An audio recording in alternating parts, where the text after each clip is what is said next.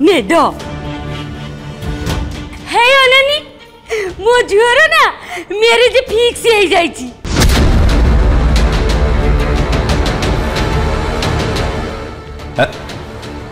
बानी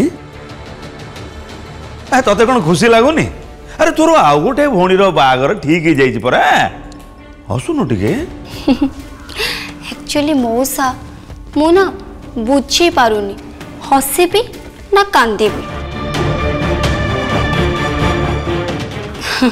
ये कथा कौन कि नेना जो पुओ को बा हब बेचारा से पुओ कथा भाविक ना मत बहुत खराब लगुच।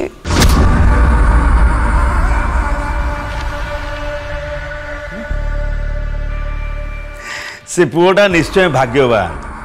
अरे ता माँ हम गोड़ हाथ धरी कांदिला। हे अनानी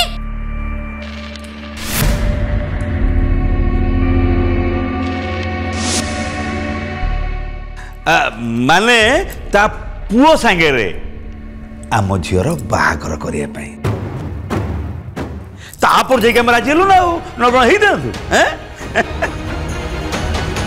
भाई ये तो बहुत खुशी कथा हेले पुओटा किए?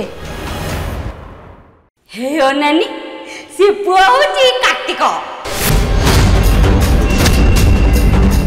बानी तू सब मत मिठा खाऊलु आज मु तते मिठा कहबी। आ आ आ आ आ कर आ